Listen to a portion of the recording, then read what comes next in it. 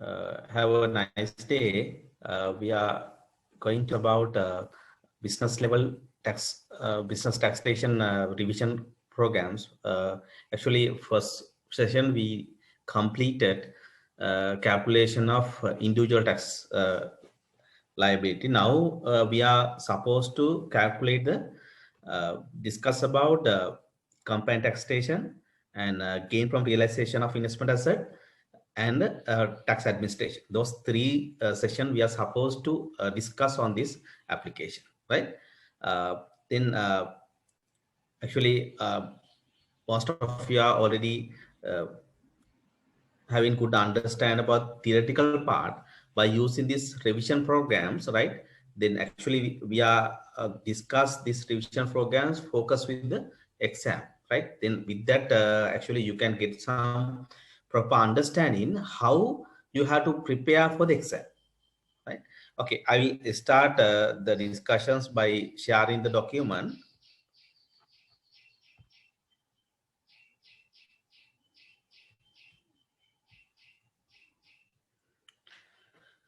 Right.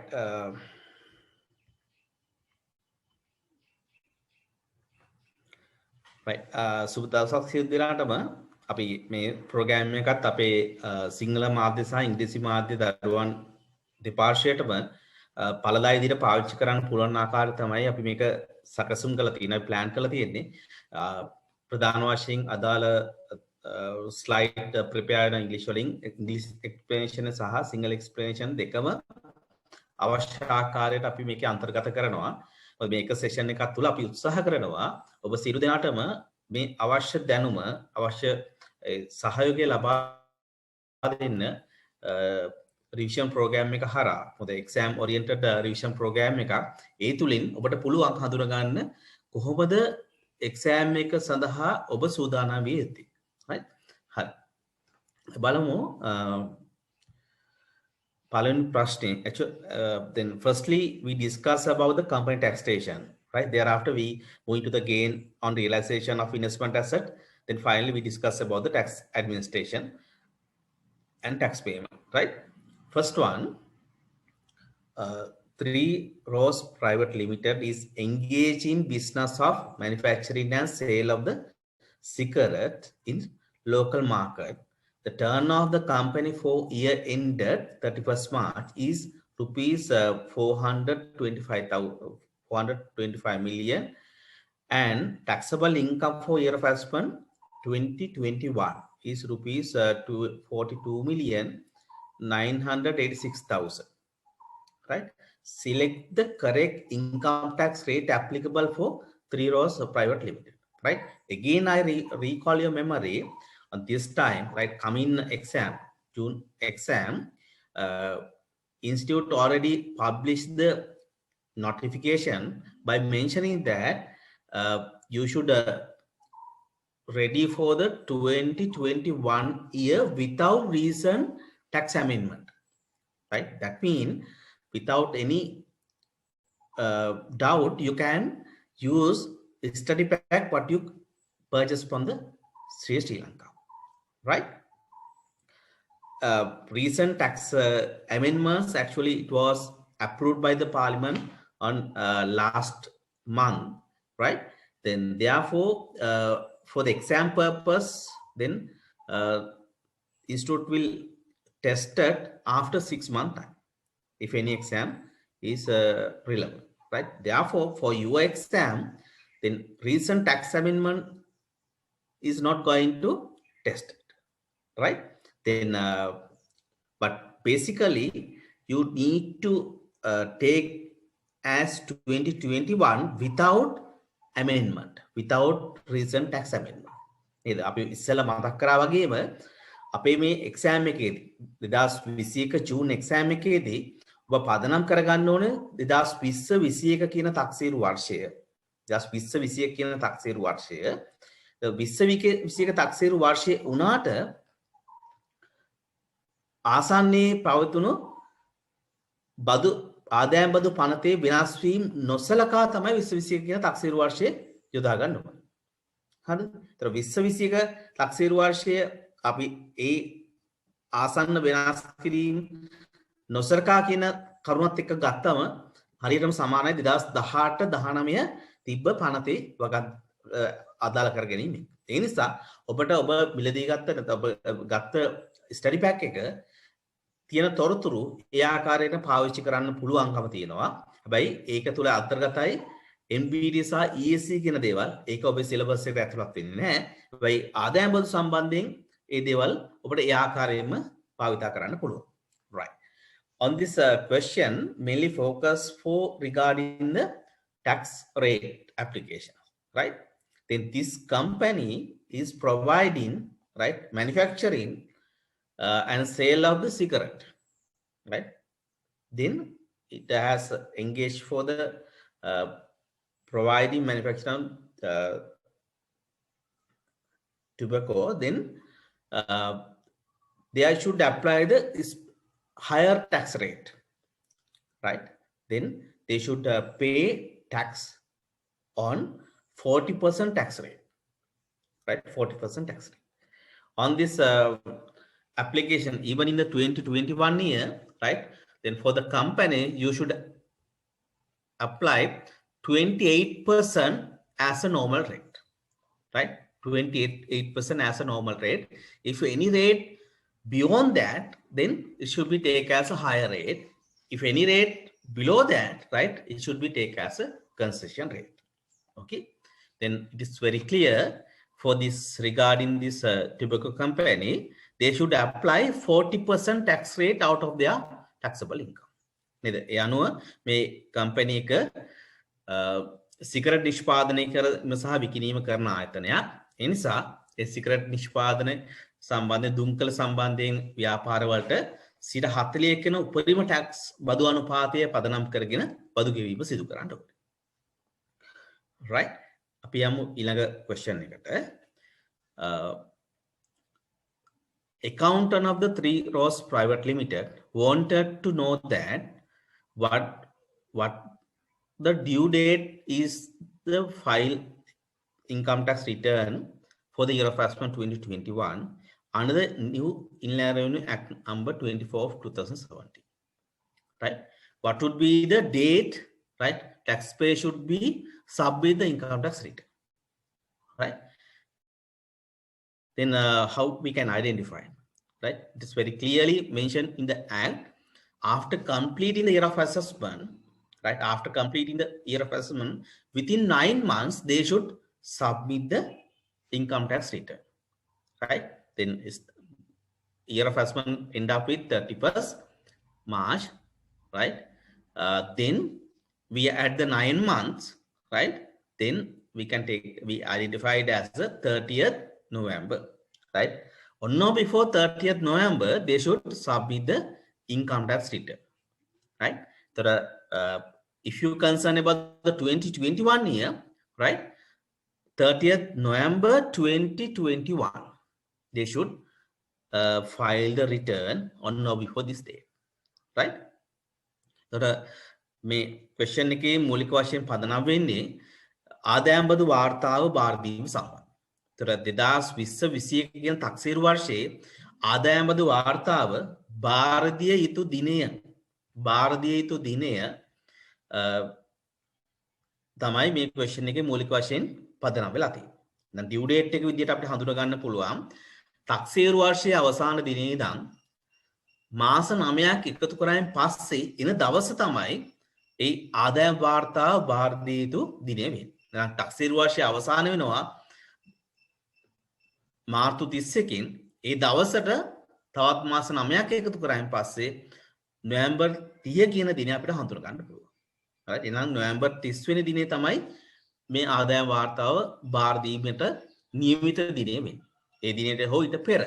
ඒතර අපි 2020-21 ගත්තා නම් අපිට හඳුනා ගන්න පුළුවන් 2021 නොවැම්බර් 30 කියන දිනේ තමයි ආදායම් වාර්තාව බාර දීම සිදු කරන්න ඕනේ. right. අපි ඊළඟට බලමු තුන්වෙනි ප්‍රශ්නය. Koya Products Private Limited is company manufacture Koya products mainly for the export market. There was a major machine broken down during the year of assessment, and most of the products manufactured during the year, this period not up to export quality, and sold to the local market on lower price. Local sales were 22% of the total sale during the year of assessment. As exporter, what is the income tax rate applicable to Koya Products Private Limited for year of assessment 2021? Right? Then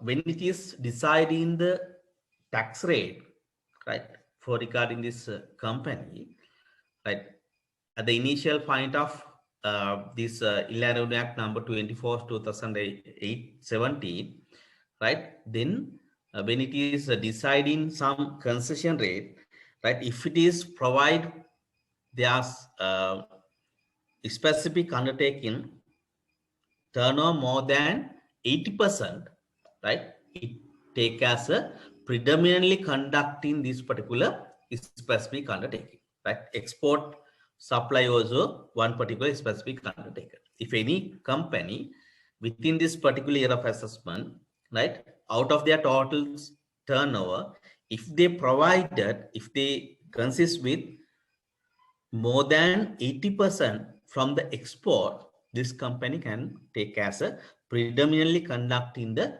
export business. Right? What is mean predominantly?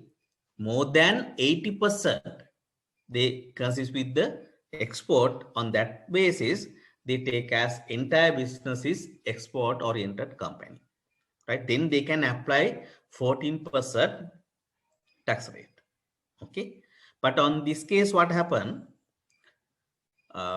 On this, due to some various reason, right, they may not possible to achieve that requirement, right? Why?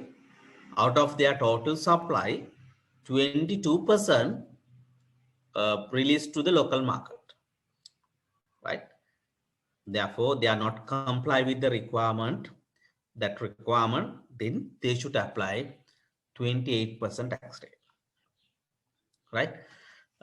Actually, predominantly conducted principle already changed, right, with the recent tax amendment. But for your upcoming exam, right, this application you need not to consider. Still, you can apply, right, predominantly conducting those particular specific undertaken applications, right? Okay. तर අපි බලන්න export කම්පැනියක් මේ කාල සීමාව තුලදී මේ තක්සේරු වර්ෂයේදී සිට 22ක් local market එකට සේල්ස් කරලා තියෙනවා. එයාගේ සම්පූර්ණ පිරිවැටුම් පදනම් කරේ. හරි. ඒ අනුව මුළුමනින්ම අපනයනය සිදු කරන ආයතනයක් විදියට අපිට හඳුනා ගන්න පුළුවන් කමක් නැහැ. මුළුමනින්ම අපනයනය සිදු කරන ආයතනයක් විදියට හඳුනා ගන්න නම් මොකද මූලික අවශ්‍යතාවය? එයාගේ සම්පූර්ණ ආදායමෙන් 80%කට වඩා වැඩි ප්‍රමාණයක්, right, 80%කට වඩා වැඩි ප්‍රමාණයක් අපනයන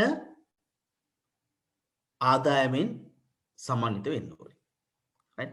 මෙතනදී 80%ක් කියන අනුපාතය සම්පූර්ණ වෙලා නැහැ.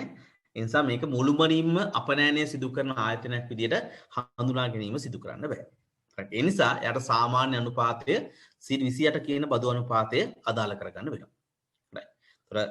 ඔබ මතක තියාගන්න ඕනේ මේක අපි 2020 21 කියන තක්සේරු වර්ෂයට අපි මේක ආකාරයට මේ දේ අදාළ කරගන්නේ, right?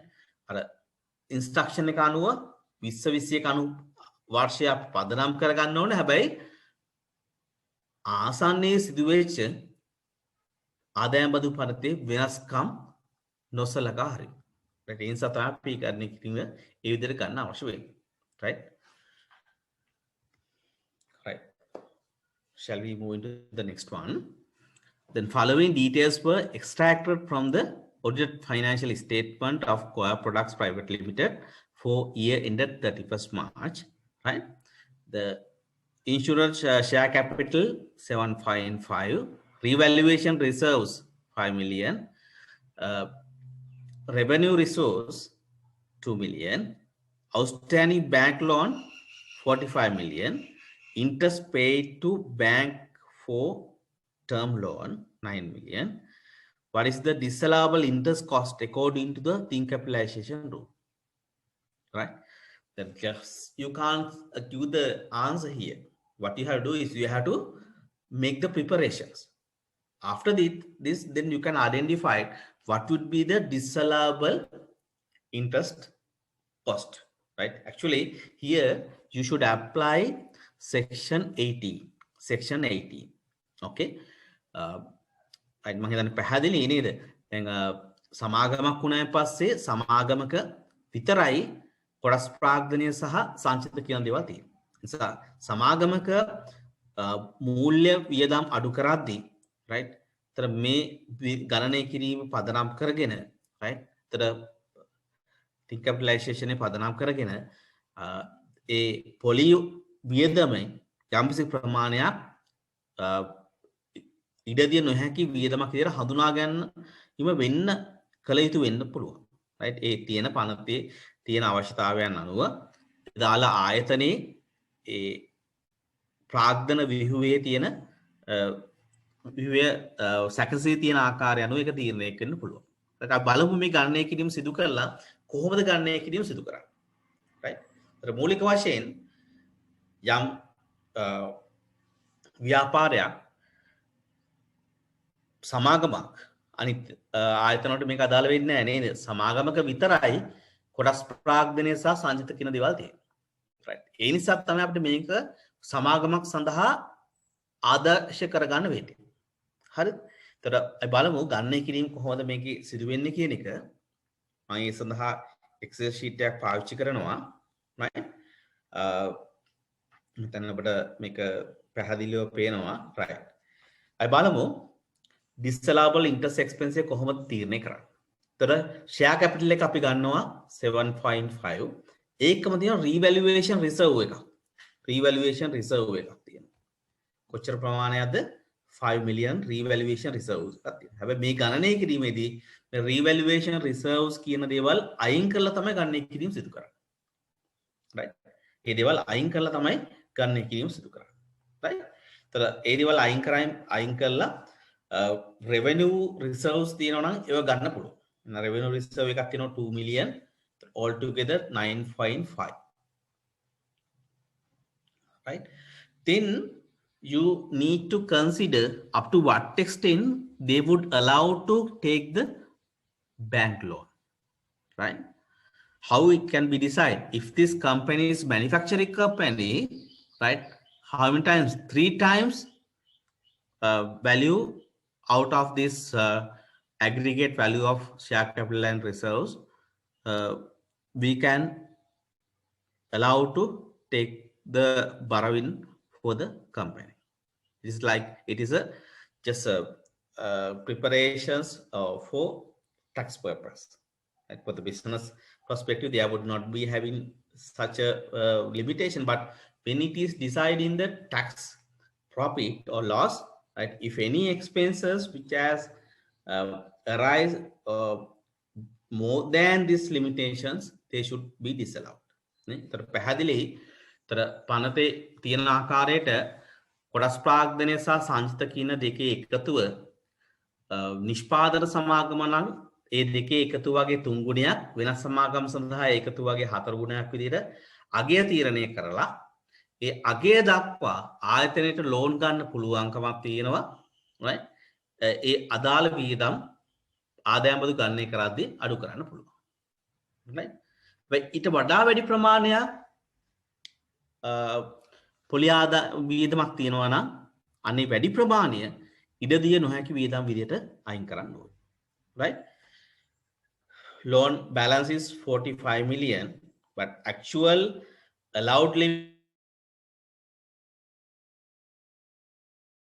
is 28,500,000. 28,500,000. Okay. Then excess amount we can identify it as 16,500,000. 16,500,000. Right? Then if any interest expense, a portion of the interest expense which related to this particular excess value should be disallowed. Interest cost attributable to entire loan balance. Therefore, we divide on loan balance into excess amount, right? Interest cost divided 45 million into 16.5 million. Then we can identify disallowable interest expense as a 3,300,000. Right? ඉතර පැහැදිලි නේද? ඉතර බලන්න අපි මුලින්ම තීරණය කරනවා අපි මුලින්ම හඳුනා ගන්නවා share capital එක අපි හඳුනා ගන්නවා revaluation reserves තියෙනවනේ අපි ඒව ගන්නෙ නෑ මොකද revaluation reserves කියන ඒ ඇති වෙන්නේ ආයතනයේ කල්පනාකරුවන් විසින් ආයතනයේ වත්කම් value වටිනාකම් තීරණය කිරීම මත තමයි. ඒක තාම ඒ වත්කම් විකුණලා නැහැ. හැබැයි වෙළඳපොලේ තියෙන වටිනාකම් අනුව විකිණිය හැකි අගයක් තීරණය කරනවා. රයිට් ඒක සමහරලාට ඒ අගේ තීරණය කරන්නේ ආයතන විසින් වෘත්තීය වැලියුවර් කෙනකින් සහයෝගය ලබාගෙන. ඒ මොන වුණත් තාම මේ සම්බන්ධයෙන් ලාභයක් ඇති වෙලා නැහැ. රයිට් වෙන් කිරීමක් සිදු කරාට. right means අපි ඒක ගන්න පුළුවන් කමක් නැහැ පනති පැහැදිලි දේවල් කියලා තියෙනවා right revenue reserves අපිට ගන්න පුළුවන් හරි ඒ දෙකම එකතු කරලා එනාගේ වගේ තුන්ගණයක් මේ ආයතනයේ නිෂ්පාදන සමාගමක් නිසා අඩු කරන්න ඉඩ දෙනවා හැබැයි මෙයා දැනටම ණය අරන් තියෙනවා මිලියන 45ක්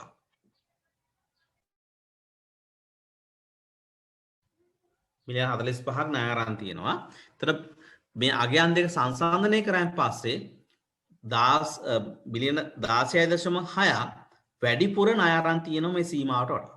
එහෙනම් ඒ වැඩිපුර ලබාගත් ප්‍රමාණයට සාපේක්ෂව පොලි වියදම ඉඩ නොදෙන වියදමක් විදිහට හඳුනා ගැනීම සිදු කරන්න ඕනේ. right? අපි කොහොමද හඳුනා ගැනීම සිදු කරන්නේ? සම්පූර්ණ පොලි වියදම මිලියන 9යි.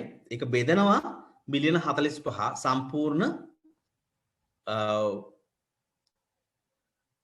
සම්පූර්ණ වටිනාකම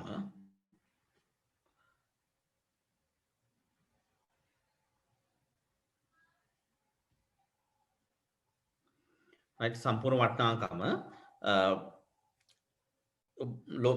ණය වටිනාකම ඊළඟට අපි ඒක වැඩි කරනවා වැඩිපුර ගත්ත ණය මුදල් අගය. ඒ අනුව තීරණය කරනවා අඩු කරන්න බැරි ඉඩ දිය නොහැකි පොලි වියදම විදියට 33 ලක්ෂයක් හඳුනගන්න පුළුවන්. ඒ ප්‍රමාණය අපි මොකද කරන්න ඕනි? ව්‍යාපාරයේ බදු අය කළ හැකි ලාභය ගණනය කරන්න යද්දී මුලින් අපිට ගණනය කරන්න වෙනවා ඒ ව්‍යාපාරය සම්බන්ධයෙන් තියෙන තක්සේරුවන වටිනාකම. ව්‍යාපාරයේ තක්සේරු වටිනාකම ගණනය කරද්දී මෙන්න මේ 3.3 මිලියන් අඩු කරන්න බැරි පොලි වියදම නැවත ශුද්ධ ලාභයට එකතු කිරීම සිදු කරන්න ඕනේ. ලාභය වැඩිවීම සඳහා ඒක එකතු කිරීම සිදු කරන්න ඕනේ. මොකද අඩු කරන්න බැරි වියදමක් විදිහට අපි තමයි අපිට හඳුනා ගන්න වෙන්නේ. right අපි ඊළඟ question එකට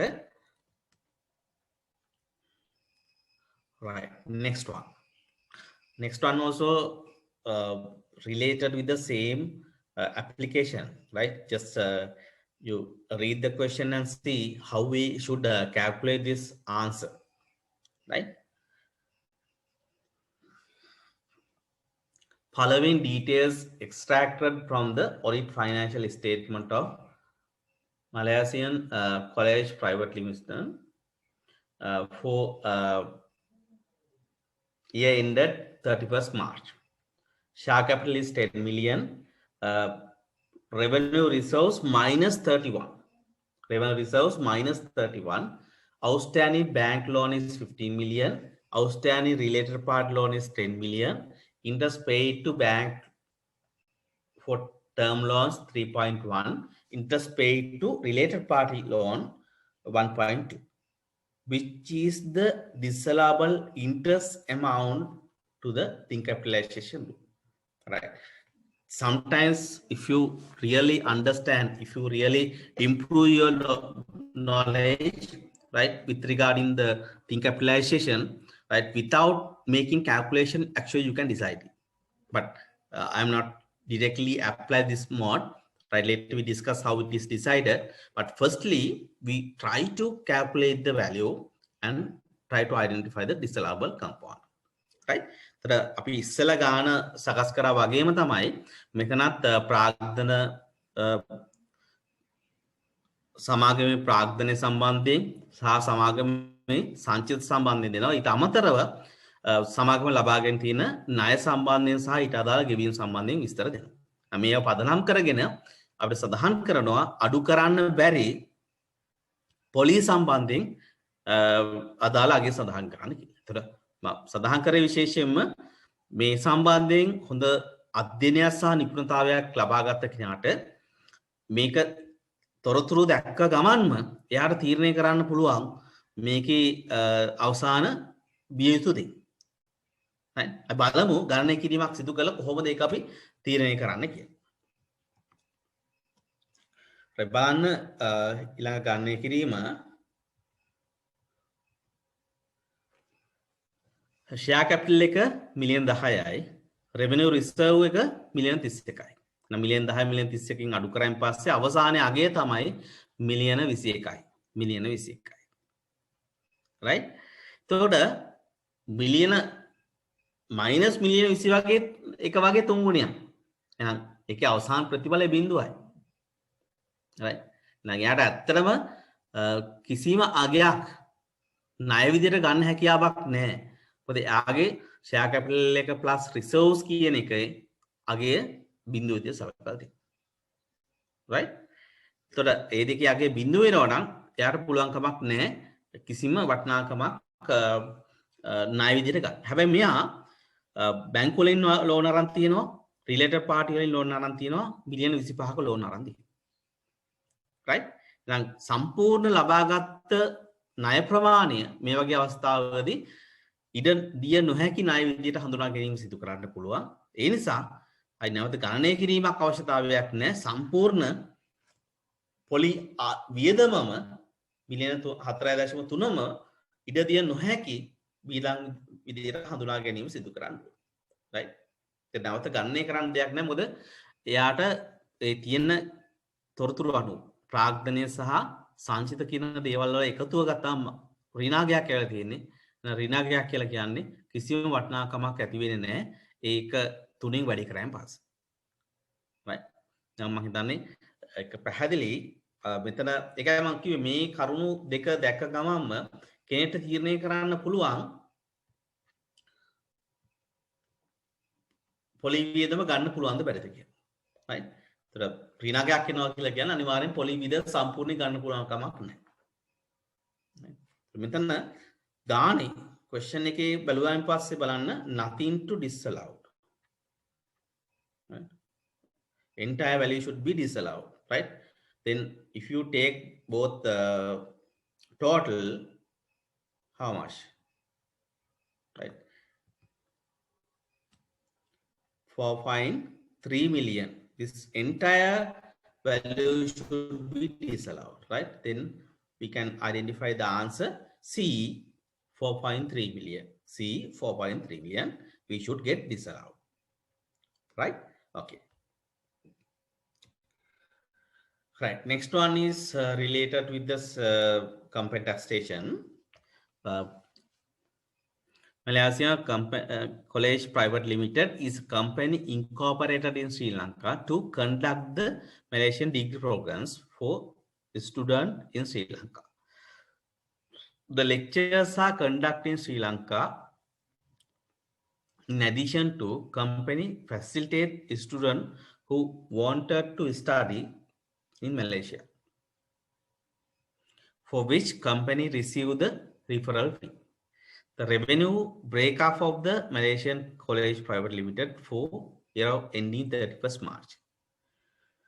Student enrollment fee, lecture fee, exam fee, referral fee received from Malaysian universities. Right? as per the provider of the educational service, what is the income tax rate applicable to Malaysian College Private Limited for year of assessment? Right. Then if just provide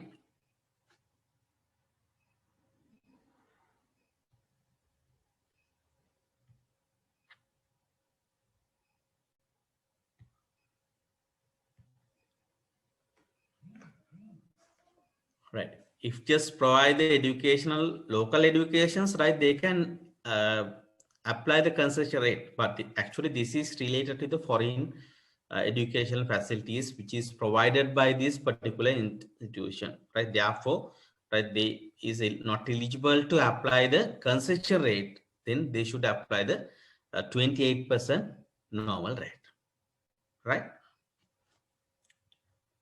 එන අපිට පැහැදිලි මේ ආයතනය සම්බන්ධ වෙන්නේ විදේශීය රටක තියෙන අධ්‍යාපන සේවා සැපීම සම්බන්ධ. right? ඒතර මෙතනදී එයාට පුළුවන් කමක් නැහැ අධ්‍යාපන සේවා සම්බන්ධයෙන් ලංකාවේ සිලබස් එකක් තුළ තියෙන අධ්‍යාපන සේවා සැපීම යටතේ තිබෙන ප්‍රතිලාභය ලබා ගන්න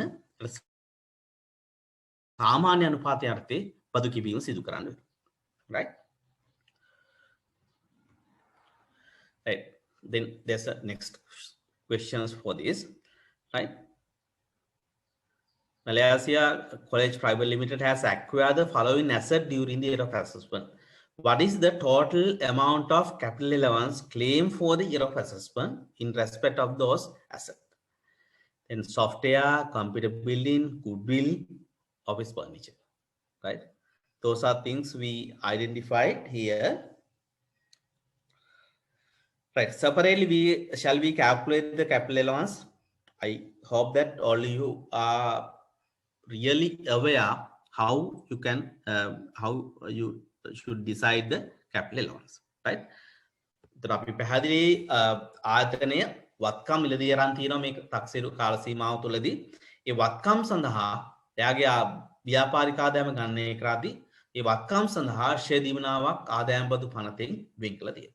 तर ආදායම් බදු පනතේ වෙන් කරපු ෂෙයා දීමනාව ලබා ගන්න අවශ්‍ය ප්‍රධානම කරුණු දෙකක් තියෙනවා. ඒ වත්කමේ අයිතිය තියෙන්න ඕනේ. ඒ වත්කම භාවිතා කරලා තියෙනවා. ව්‍යාපාර කාර්ය සඳහා භාවිතා කරලා තියෙනවා. right? හැබැයි ඒ කරුණ මොන අවස්ථාවේද බලන්නේ? යම් තක්සේරු වර්ෂයක අවසාන දිනේදී. යම් තක්සේරු වර්ෂයක අවසාන දිනේදී. right? ඔය කාරණා දෙක ඔය conditions දෙක අනිවාර්යෙන් අදාළ වෙනවා. right? Then as we discussed, there would have been two conditions mainly you should apply. There should have been ownership and usage. There should be having ownership and usage of this particular asset for respective production of income of this particular institution, right? Then shall we do the small calculation here?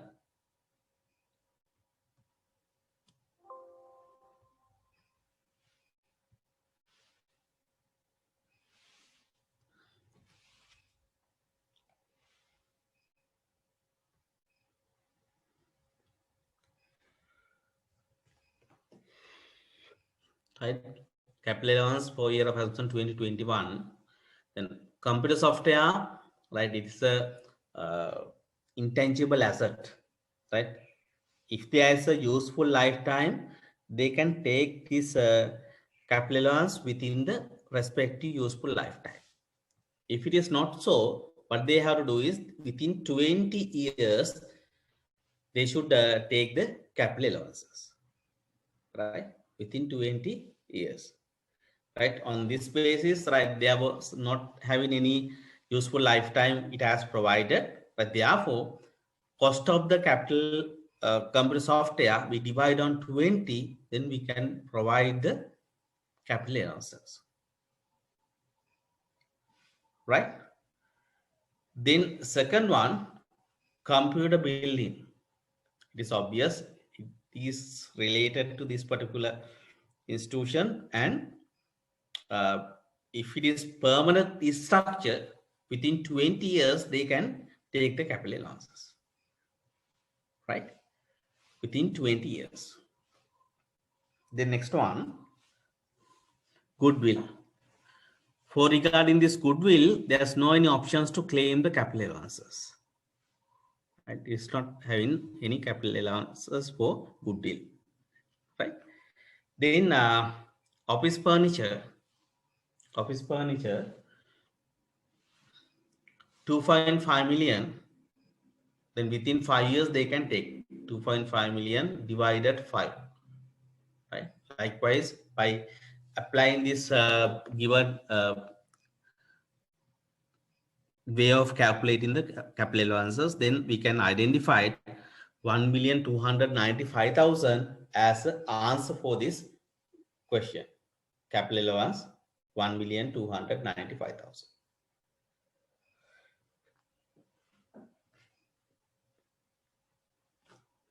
Right, we can see the given answers. Right, A is provided as 1,295,000. Okay, 1,295,000. Right.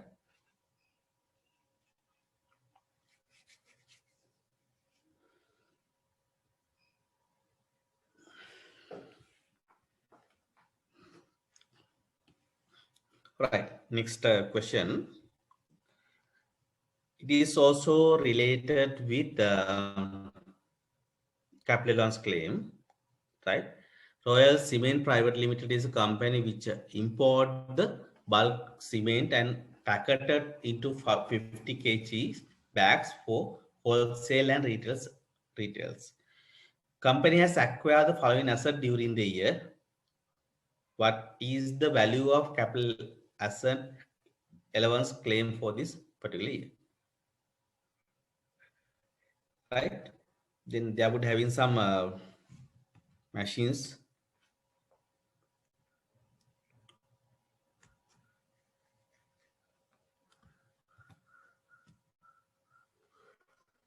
Factoring machines, car used by CEO, factory building, and last one we take as a computers, right? Then out of those 4 assets, we should identify the capital allowances. Right, we are going to calculate by using the Excel. Tracking machines value is 4.5 million. Within 5 years, they can claim the capital allowance. Car to CEO, it is used for the road traveling purpose. It take as a road vehicle, right? Therefore, it is not possible to claim the capital allowances. Right. Third one, factory building, 7.5. That building is permanent structure. Therefore, within 20 years time, they should take the allowances, right? Computers within 5 years, they can take the allowance. By using these relevant respective calculations, we can finalize the capital allowance for this particular year of assessment 2021, right? තර අපි පැහැදිලි අදාළ වත්කමේ class එක අනුව පන්ති අනුව ඒ වත්කමට හිමි වෙන වර්ෂ ප්‍රමාණය තීරණය කරගන්න පුළුවන්. right? දැන් පැකින් මැෂින් එකක් අවුරුදු 5ක ඉෂය කරන්න. permanent structure building එකක් ඒ structure එක අවුරුදු 20කින් ඉෂය කරන්න. right? තර ඒ තීරණය කළ තියෙන්නේ ඒ අදාළ වත්කමට අදාළ වන වත්කමේ පන්ති අනුව. right? classes 5ක් තියෙනවා. 5න් එකක් ඇතුළට ඕනෑම වත්කමක් ඇතුළත් කරන්න පුළුවන්. right? තරේ 5න් එකක් අනිවාර්යෙන් අදාළ වෙනවා. ඒ අනුව තමයි තීරණය කරන්න ඕනේ කොච්චර ප්‍රමාණයක් අදාළ අඩු කිරීම සිදු කරනවද කියලා. right, next question.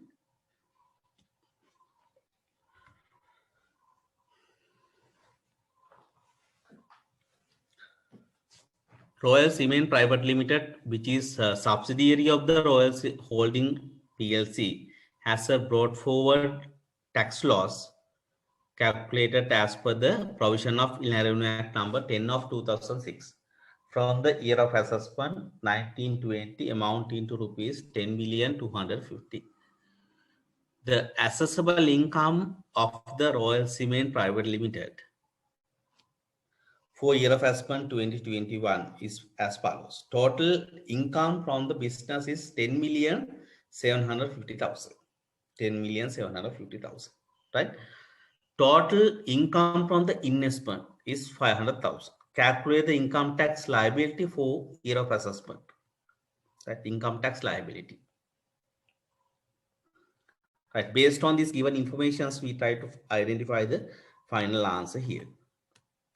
Not much big complex one. Very small calculation would include here, right?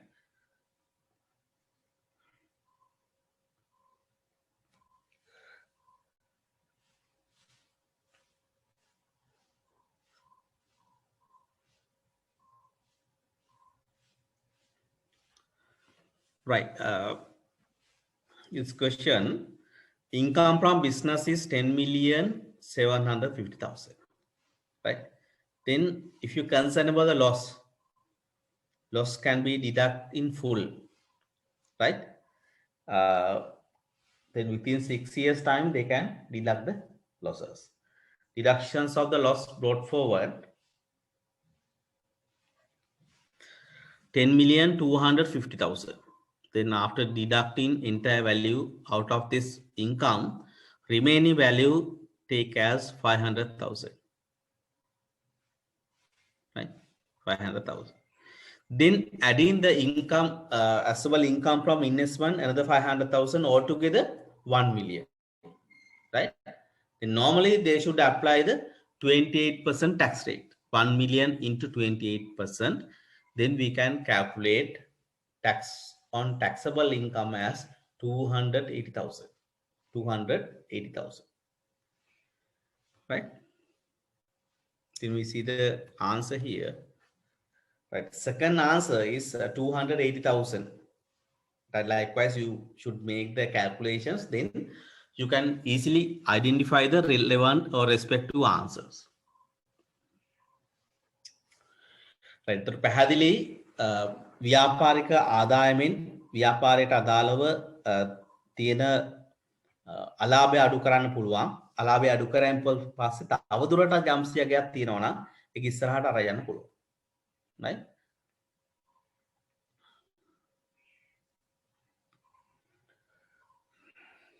Right, next one.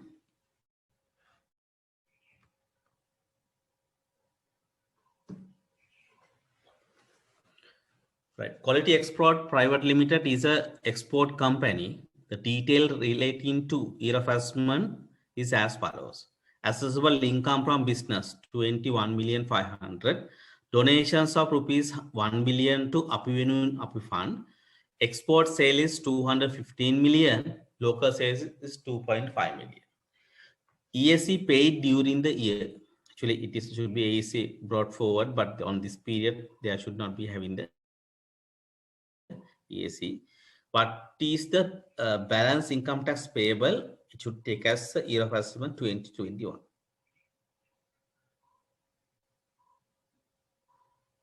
Right? Based on this, we should calculate income tax payable for year of assessment. Actually, it should be take to 2021. Right? Okay, we are going to calculate and see the answer here.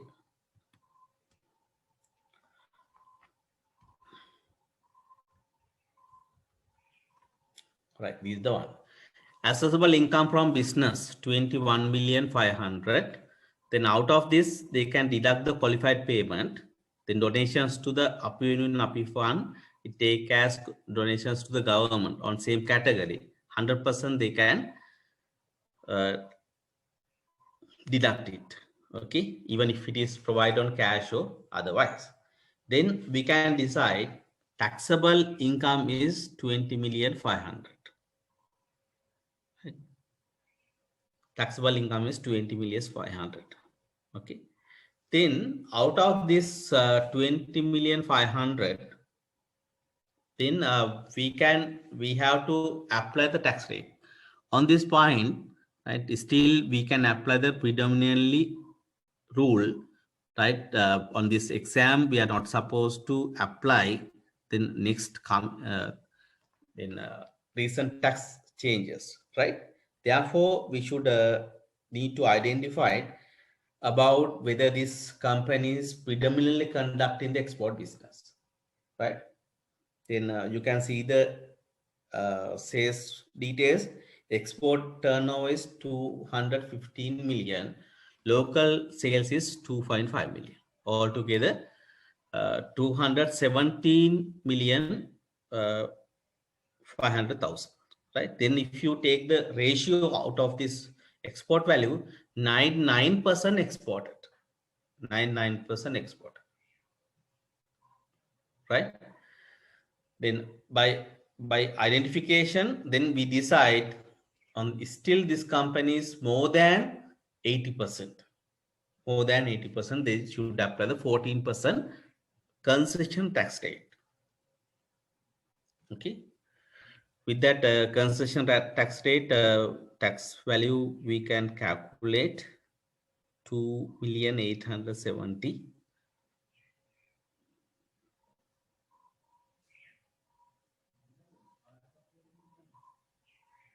Right? Then we decide the tax on taxable income. Then there is a ESC payment. There's a ESC payment 1,807,500. Okay. Then out of this tax on taxable income, we can deduct this tax credit. Then we can decide the balance tax payable 1,782,500. But likewise, we can decide up to what extent we should liable to cap, right? Then on this case, actually, how we can decide? අපි කොහොමද ගණනය කරන්නේ? මුලින්ම මේ ගානේ ගණනය කරලා අපිට දීලා තියෙනවා ව්‍යාපාරික ආදායම. තක්සේරු කළ හැකි ව්‍යාපාරික ආදායම. මම ඒකයි ඉස්සෙල්ලා සෙෂන් එකේ තමයි සඳහන් කරේ ඔබ සම්පූර්ණයෙන් තනිපුද්ගල ආදායම් බදු ගණනය කිරීමක්, සමාගම ආදායම් බදු ගණනය කිරීමක් සහ අනිකුත් ප්‍රධාන ගණනය කිරීම හැම පියවරයක් සම්බන්ධයෙන්ම ඉතා හොඳ අවබෝධයක් ඔබට තියෙනවා. එතකොට අපිට පුළුවන් එක්සැමිනර් මේ ගාන තුල අදාළ කරගන්න ඒ තොරතුරු පදනම් කරගෙන ගණනය කිරීම කරනවා. සමහර ගානක මුළු තක්සේරු ආදායම හදලා දීලා තියෙන පුළුවන්. ඒතර එතන ඉඳන් තමයි ගණනය කිරීම සිදු කරන්නේ. දැන් මේ ගානේ assessable income from business හදලා ඉවරයි. නේද? ඒක අනුව තමයි තීරණය කරන්නේ කොච්චර බද්දක් ගෙවන්න ඕනද? කොච්චර බද්දක් ගෙවන්න ඕනද? right? Right. Next one.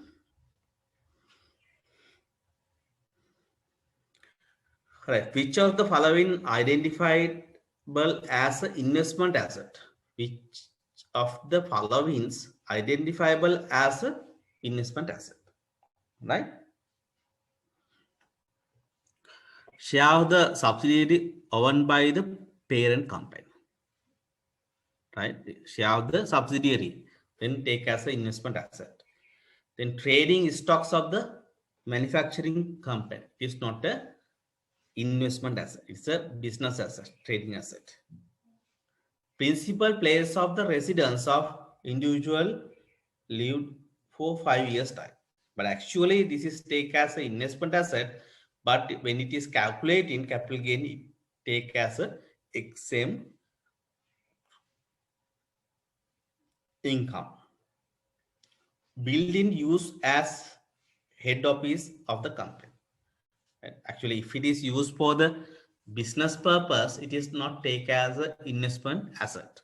It's a business asset. Right? With that concern, actually, first one and third one, we can identify it as a investment asset, share of the institution or subsidiary, and principal place of the residence and individual in the 5 years time. Right? Those two, even if there's an income, this income should take as a investment asset, right? Then we can identify C1 and 3 is correct answer. Right? පැහැදිලි මේ දීලා තියෙන තොරතුරු පදනම් කරගෙන අපිට සිද්ධ වෙනවා ප්‍රාග්ධන වත්කමක් කියන දේ මොනවද අන්තර්ගත වෙන්නේ කියලා සඳහන් කරා. ඒතර පළවෙනි එකේදී යම් සමාගමක ෂෙයාර්ස් අපි පැහැදිලිව දන්නවා ඒක අපි සලකනවා ආයෝජනවත්කමක් කියලා. එතකොට ට්‍රේඩින් ස්ටොක්ස් එක වෙළඳ තොගය ආයෝජනවත්කමක් වෙන්නේ නැහැ. right? ඒ නිසා අපි ඒක අයින් කරන්න පුළුවන්. Principal place of the residence of individual live for the 5 years time. එතන අවුරුදු 5ක් එයාලා ගත කරපු ප්‍රධාන නිවස විකිණීම සම්බන්ධ. එතන තුන්වෙනි එකේදී සටහන් වෙන්න ඕනේ ඇත්තටම මේක අපි සලකනවා ඉන්වෙස්ට්මන්ට් ඇසට් එකක් විදිහට. හැබැයි මේ විශේෂ කරුණු පදනම් කරගෙන වාසිය කාර්ය සඳහා පාවිච්චි කරපු කරුණු පදනම් කරගෙන අවසාන අවුරුදු 3 තුල අවුරුදු 2ක් වාසිය කාර්යය ඉන්නවා කියන එක පදනම් කරගෙන right අපිට මේක මධ්‍ය නිදහස් විදිහට සලකන්න පුළුවන්. හැබැයි ඒක ඇත්තටම ගත්තම ආයෝජන වත්කමක් විදිහට සලකන්න ඕනේ. right 4 building use as a head office of the company. නම් පැහැදිලි ව්‍යාපාරයක් සඳහා භාවිතා කරන වත්කමක් ප්‍රාග්ධන ස්වරූපයේ වත්කමක් එන්නේ නැහැ. right හැබැයි ඒක වෙන කෙනෙක් කුලියර් දීපයක් නම් අදාළ ව්‍යාපාරයට ඒ කුලියර් දීප කෙනාට ප්‍රාග්ධන වත්කමක් ආයෝජන වත්කමක් වෙන්න පුළුවන්. හැබැයි දැන් ව්‍යාපාරය පාවිච්චි කරන බිල්ඩින් එකක් නම් ඒක ඇත්තටම ව්‍යාපාරය තුල තියෙන වත්කමක් ව්‍යාපාරික වත්කමක් විදිහට සලකන්න ඕනේ. right ඒ නිසා පැහැදිලි තුන්වෙනි කරුණ තමයි නිවැරදි කරුණ විදිහට තෝරා ගැනීම සිදු කරන්නේ.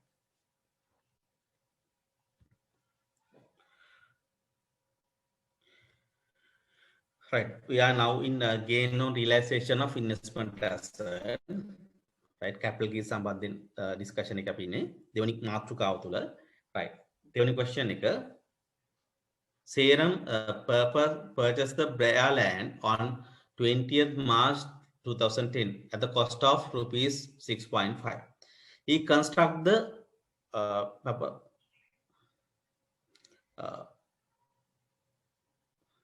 parapet wall around the land by incurred rupees 320,000 in June 2011. As per the valuation made by the professional valuer, right, market value as at 30th September 2017 was 10 million. Right? On 15 June 2018, he sold this land for Mr. Silva for rupees 11,250,000. Serum paid 50,000 to the broker for helping him. What would be the gain on sale of this land? Right. If any, right, පැහැදිලි නේද? වත්කමක් තියෙනවා. ඒ වත්කම අරන් තියෙන්නේ 2010 අවුරුද්දේ. right 2011 මේකට තාප්පයක් යවදිනවා. right ඒක වැලුවේෂන් එකක් කරලා දිනවා 2017 9:30 කින දිනේදී මිලියන 10කට. මේක විකුණන්නේ 2018 6:15 වෙනිදා. එදා මේක විකුණන්නේ කීයද? මිලියන 112.5කට. right එහෙනම් ඒ විකුණන වෙලාවේදී අපිට සඳහන් කරනවා මේකින් ඇති වෙන ප්‍රාග්ධන ලාභය ගණනය කිරීම සිදු කරනවා. ඒතර මූලික වශයෙන් අපි ප්‍රාග්ධන ලාභය ගණනය කරන ආකාරය නැවත මතක් කරොත් ලැබෙන විකිණීමෙන් ලැබෙන මුදලින් අපි අඩු කරන්න ඕනේ විකිණීමෙන්ට අදාළ වත්කමේ පිරිවැය. අඩු කරලා ඊට අදාළ වියදම් තියෙනවා නම් ඒ වියදම් අඩු කරන්න පුළුවන්. අවසානයේ ප්‍රාග්ධන ලාභය ගණනය කරන්න පුළුවන්. හැබැයි මේ වත්කම මිලදී අරන් තියෙන්නේ 2017 9:30 කියන දිනේට ඉස්සෙල්ලා. 2018 4:1 කියන දිනේ තමයි වත්කම ඒ අදාළ ප්‍රාග්ධන ලාභ බද්දට යටත් වුණා. නිසා ඊට ඉස්සෙල්ලා මිලදී ගත්ත වත්කමක් සම්බන්ධයෙන් වත්කමේ පිරිවැයත් එක්ක සංසන්දනය කරනව වෙනුවට right ලාභය හෝ අලාභය ගණනය කරන්න 2017 9:30 කියන දිනේ තියෙන මාකට් වැලියු එක වෙළඳපොළ වටිනාකම කල්පිත පිරිවැයක් විදිහට සලකලා ලාභය ගණනය කිරීම සිදු කරනවා. බලමු මේ ගණනය කිරීම කොහොමද කරන්න කියන එක.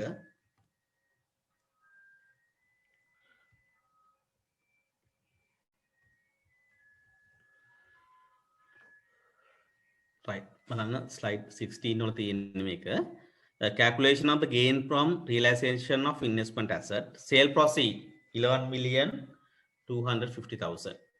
right? Less market value of the land as at 30th September 2017, 10 million.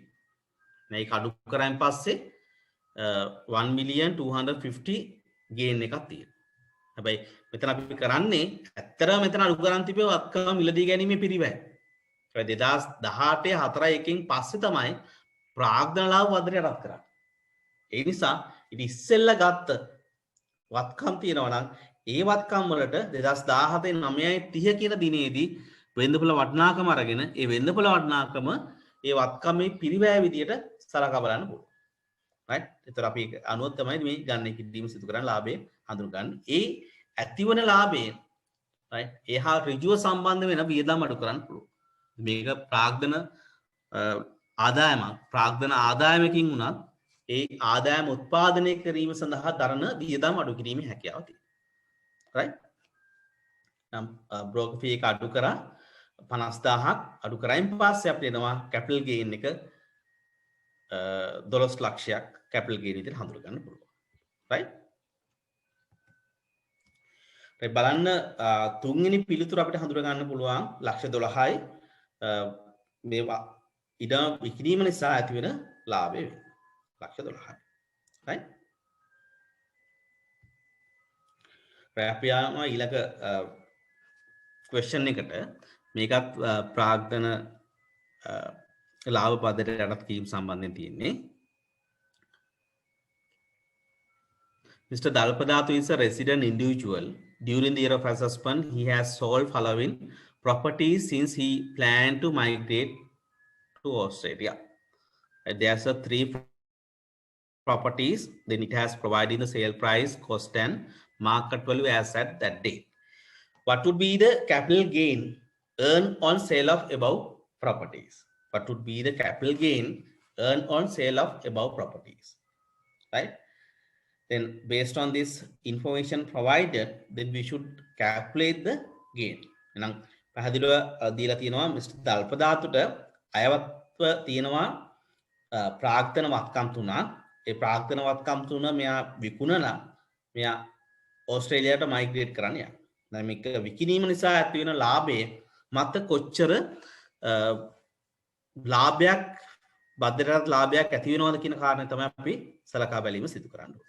බලමු මේ තොරතුරු පදනම් කරගෙන ගණනය කිරීමක් සිදු කරලා හඳුනා ගන්න කොච්චර ප්‍රමාණයක ලාභයක් මේ තුල අන්තර්ගත වෙලා තියෙනවද කියලා. right බලන්න house purchase on 15 May 2014. right?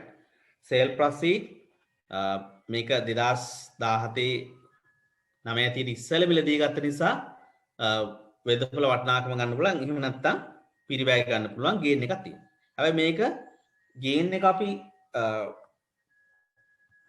බදරේ අරත් කරනවද නැද්ද කියලා තීරණය කරද්දී බලන්න මේක තියෙනවා choose as a residence from 1st June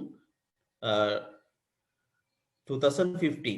එහෙනම් අවුරුදු 3කට කාලයක් මෙයාට අයිතිව තිබිලා ඒ අතරින් අඩුම ගානේ වසර 2ක්වත් මේක පාවිච්චි කරලා තියෙනවා නම් ඒකින් ඇතිවන ප්‍රතිලාභයේ නිදහස් ප්‍රතිලාභයක් විදිහට සලකන්න ඕනේ. ඒකෙන් ඇතිවෙන ප්‍රාග්ධන ලාභයේ නිදහස් ප්‍රාග්ධන ලාභයක් විදිහට සලකන්න. එහෙනම් මේ ඉදිරියේ තියෙන තොරතුරු අනුව පැහැදිලි මෙයා 2015 7/1 ඉඳන් මෙයා මේ නිවස පාවිච්චි කරනවා. එහෙනම් විකුණන දවස් වෙනකොට වසර 3කට වඩා වැඩි කාල සීමාවක් මෙයාට අයිති වෙලා තියෙනවා. ඒ කාල සීමාව තුලත් වසර 2කට වඩා වැඩි කාල සීමාවක් මෙයා තමන්ගේ වාසිය කාර්ය සඳහා right භාවිතය සඳහා යොදාගෙන තියෙනවා. right එයන්ව මේ නිවස ඇති වෙන ප්‍රතිලාභයේ නිදහස් ප්‍රතිලාභයක් විදිහට හඳුනා ගන්න ඕන. බද්දරයටත් කැපිටල් ගේන් එකක් ඇති වෙන්නේ නැහැ. right දෙවෙනි එක building used for the business. ව්‍යාපාරයක් සඳහා ගොඩනැගිල්ලක් පාවිච්චි කරා නම් ඒ ගොඩනැගිල්ල ව්‍යාපාරික ගොඩනැගිල්ලක් බවට පත් වෙනවා. ඒක විකිණීමෙන් ඇති වෙන ලාභය ව්‍යාපාරික ලාභයක් බවට පත් වෙනවා. හැබැයි මේකේ මේ පාවිච්චි කරන කෙනා ව්‍යාපාරයක් විදිහට පාවිච්චි කරා කියන එක වැදගත් නැහැ. ඒතර අයිති කෙනාට කොහොමත් මේක ආයෝජන සඳහා තමයි වත්කම තියෙන්නේ. හැබැයි මෙයාම මේ ගොඩනැගිල්ල පාවිච්චි කරලා තියෙනවනේ එයාගේ ව්‍යාපාරයක් සිදු කරන්න අනිතෙන්දී අපිට සලකන්න පුළුවන් මේක ව්‍යාපාරික ලාභයක් කියන්නේ ප්‍රාග්ධන ලාභයක් නෙමෙයි. ඒතර අපි මෙතන සලකන්නේ මේ කරුණ සම්බන්ධයෙන් building used for the his business.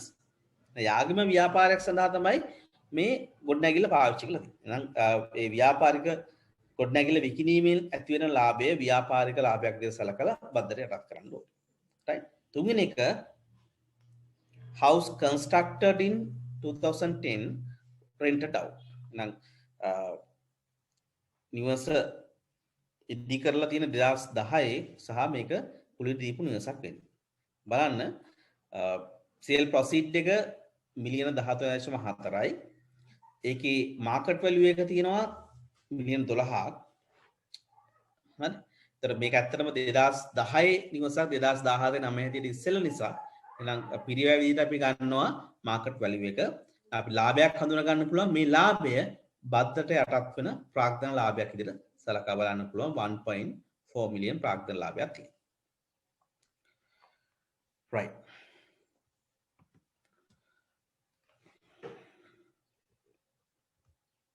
right. අපි ඊළඟට බලමු ඊළඟ කරුණ.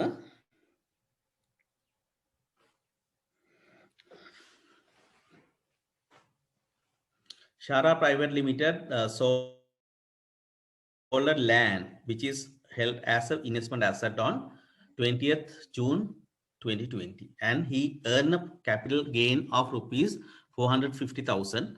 What would be the tax payable on that gain? What would be the tax payable on that gain? Right? Then if capital gain is 450,000, out of which then you have to apply the 10% tax rate, then we can identify the tax payable on capital gain.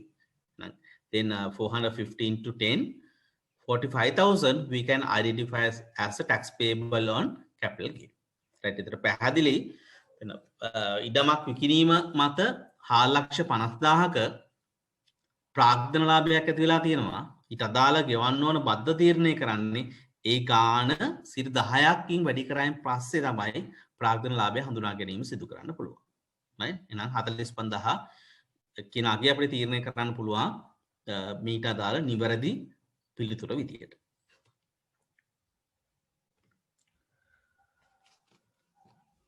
right. Next one. Taxable income of Mr. Athukorala for year of assessment is rupees 1,120,000 and this taxable income includes capital gain of rupees 340,000 earned from sale of land. What would be the tax payable on taxable income? Right? What would be the tax payable on taxable income? So පැහැදිලි නේද? If when it is calculating the taxable income, if there's any capital gain, it should be included under the investment income. Right? Now, යම් පුද්ගලයෙක්ගේ යම් ආයතනයක බදු අය කළගේ ආදායම් ගණනය කරද්දී ඒ වර්ෂයේ තක්සේරු වර්ෂය තුළ ප්‍රාග්ධන වත්කම් විකිණීමෙන් ලාභයක් තියෙනවා නම් බද්දටත් ලාභයක් තියෙනවා නම් ඒකත් ආයෝජන ආදායම් යටතේම අන්තර්ගත වෙනවා බදු අය කළගේ ආදායම ගණනය කරද්දී. හැබැයි ඒකට බද්ද ගණනය කරද්දී අපි සැලකිලිමත් වෙන්න ඕනේ. right? 10% අනුපාතය එකවර ආදේශ කරන්නේ නැතුව එතකොට පුද්ගලයෙක්ගේ ආදායම් බදු ගණනය කරද්දී ඔබ දන්නවා ස්ලැබ් පියවරෙන් පියවර තමයි අනුපාතය වෙනස් වෙන්නේ. එහෙනම් මේ පියවරයන් ටික පිළිවෙලට යොදා ගන්න. මොකද 4 8 12 තමයි තියෙන්නේ. 4 8 කියන දෙක යොදාගෙන තුන්වෙනි අවස්ථාව තමයි 10 පාවිච්චි කරන්න ඕන 12ට ඉස්සෙල්. අන්නේ ක්‍රමයේද පාවිච්චි කළත් විතරයි බදු ගන්නට ඒකේ ලැබෙන ප්‍රතිලාභය නිවැරදිව ලබා ගන්න පුළුවන් වෙන්නේ. ඒක බලමු ගණනය කිරීම කොහොමද කරන්න කියන එක.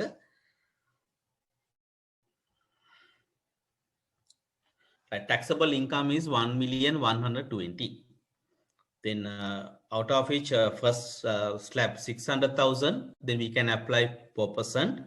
Then balance part we should apply on next date. Balance part is 520 at 8%. Right? But on this case, even if there's a capital gain, right, we are not going to apply, right? We are not going to apply the any value. Why? Already it has applied those taxable income for rather lesser tax rate. නේද? අපි බලන්න taxable income එක 11,20,000යි. මේ taxable income එක tax එක ගණනය කරන්න යද්දි අපි අඩු අනුපාත ඉඳන් තමයි ගණනය කිරීම කරන්නේ. ඉස්සෙල්ලාම 4,06,000ක tax එක ගණනය කරනවා. ඊළඟට 8 ගානේ 5,20,000ක tax එක ගණනය කිරීම කරනවා. එතකොට 10 ගානේ tax එක ගණනය කරන්න දෙයක් මෙතන ඉතුරු වෙන්නේ නැහැ. හැබැයි මේක යම්කිසි අගේ වැඩි ප්‍රමාණයක් තිබ්බනම් 4 8 10 ගානේ right අර ප්‍රාග්ධන ලාභයට සමාන ලාභයක් බදු සඳහා ගණනය කිරීම සිදු කරන්න ඕන. right ඊට පස්සේ තමයි 12 කියන අනුපාතයට අදාළ ගණනය කිරීම සිදු වෙන්නේ. right පිළිතුරු විදිහට අපිට ගන්න පුළුවන් 65,600ක් sorry 65,600ක් බලන්න පිළිතුරු විදිහට තියෙනවා දෙවෙනි පිළිතුර 65,600ක් තියෙනවා බදු අය කලකේ ආදායම් මත බද්ද ගණනය කිරීම සිදු කරනවා. right බලමු ඊළඟ question එක. It is also related with the gain from realization of investment asset. Right. Then following statement are given for your review. Capital gain tax return is to be filed not later than 1 month after date of realization of investment asset. So first statement A. Then second one, a separate capital gain return must be filed in respect of each transaction. Right? It is the statement 2B. Then individual must account for gain on actual basis unless otherwise approved by the Committee General of Inland Revenue. Right? But it's very clear when it is recording for individual person, employment income and investment income is identified on cash basis. Right? If any case, if they need to change and if there's a valid reason, then Committee General would provide the approval. But normally, employment income and investment income should identify on cash basis for the tax calculation. Right? Okay.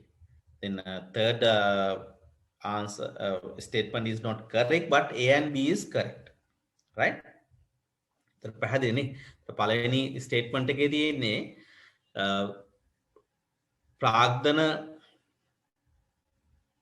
ලාභයක් ඇති වෙලා මාසයක් ඇතුළත ප්‍රාග්ධන ලාභ සම්බන්ධ වාර්තාවක් ලබා දීම සිදු කරන්න ඕනේ. right දෙවෙනි එකේ තියෙනවා ගනුදෙනු වෙන වෙනම අරගෙන වෙන වෙනම ප්‍රාග්ධන ලාභ වාර්තාවක් බාර දීම සිදු කරන්න ඕනේ. right තුන්වෙනි එකේ කියනවා තනි පුද්ගලයෙක්ගේ සම්බන්ධයෙන් ගත්තම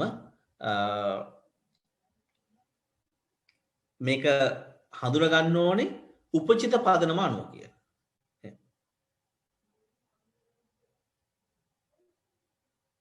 එහෙම නැත්නම් දේශීය ආදායම් කොමසාරිස්වරගේ අනුමැතියක් තියෙනවා. නමුත් ඒක පැහැදිලි ආයෝජන ආදායම් තනි පුද්ගලයෙක් සම්බන්ධයෙන් හඳුනා ගැනීම සිදු කරන්න ඕනේ ඒ මුදල් ලැබුණු විතරයි මුදල් පදනම පාවිච්චි කරගෙන. එහෙනම් තුන්වෙනි ප්‍රකාශය නිවැරදි ප්‍රකාශ විදිහට අපිට හඳුනා ගැනීම සිදු කරන්න බෑ. Which of the above is correct in respect of the capital gain? Right, then it's very clear A and B are correct answers. Answer B, only A and B. Only A and B, right?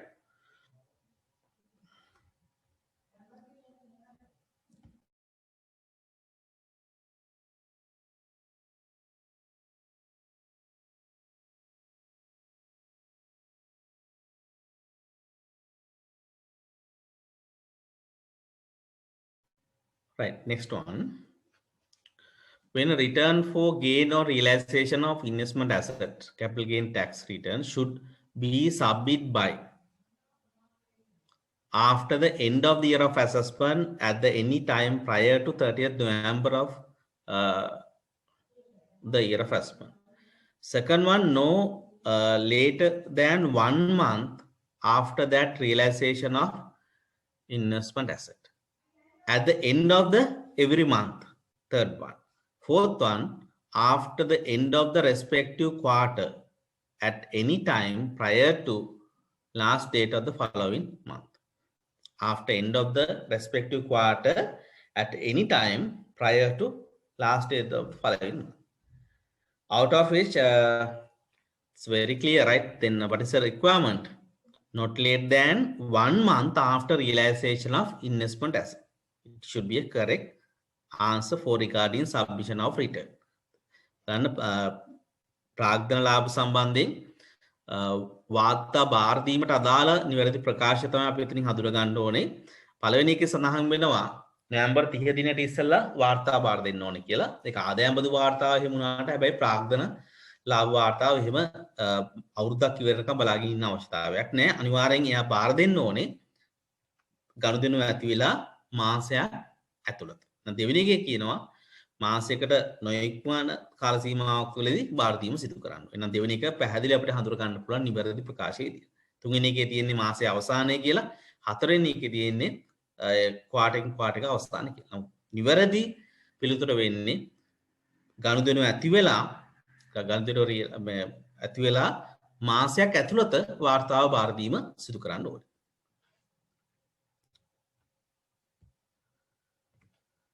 Right, next one. Select the incorrect statement with regard to collection of tax by tax authorities in Sri Lanka for the year of assessment. Select the incorrect statement that regard to collection of taxes by tax authorities of Sri Lanka for year of assessment. Actually, this is related to tax administration and payment procedures. Our third topic, right? Then shall we just read all the statement given? Collection of value-added tax is assigned to Inland Revenue Department and Sri Lanka Customs. We need to identify the incorrect statement. Okay, then first one is correct, no?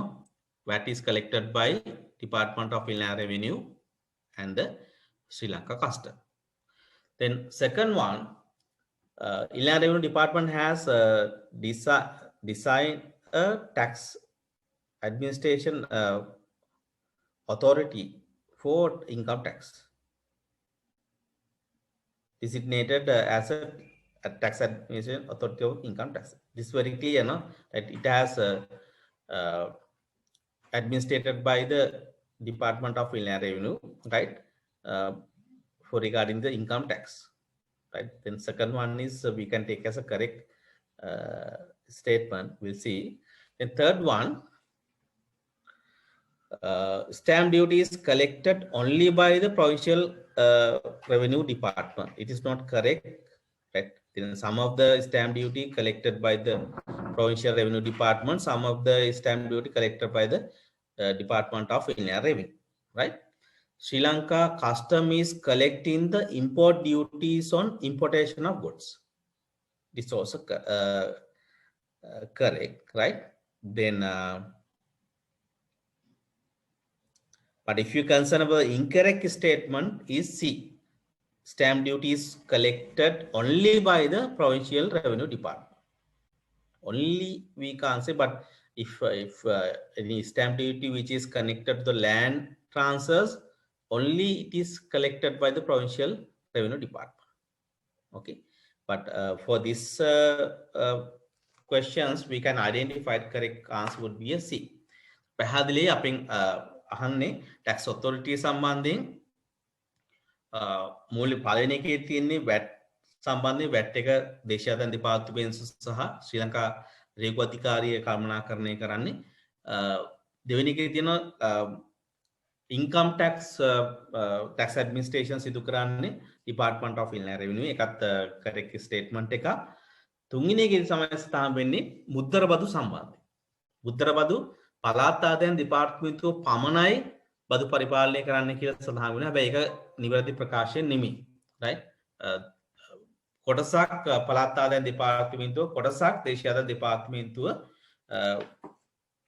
බදු පරිපාලනය කරනවා. නිසා සම්පූර්ණයෙන් බදු පරිපාලනය කරන්නේ පළාත් ආදායම් දෙපාර්තමේන්තුව කියන ප්‍රකාශ නිවැරදි ප්‍රකාශ විදිය අපිට හඳුනා ගන්න පුළුවන් කමක් නැහැ.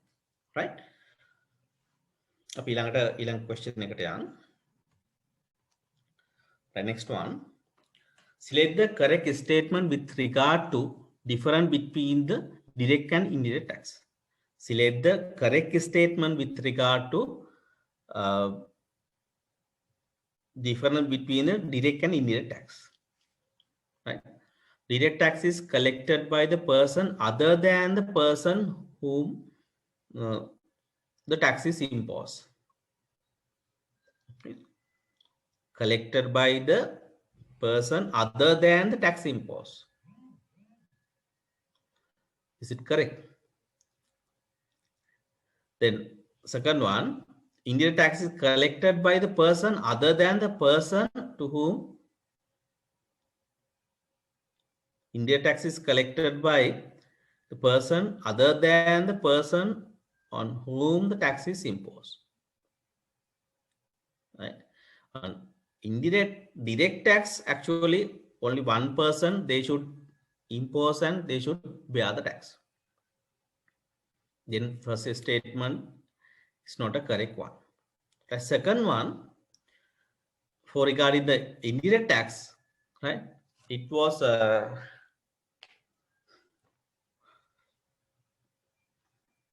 collected by the one person, right? Then ultimately imposed to the other part.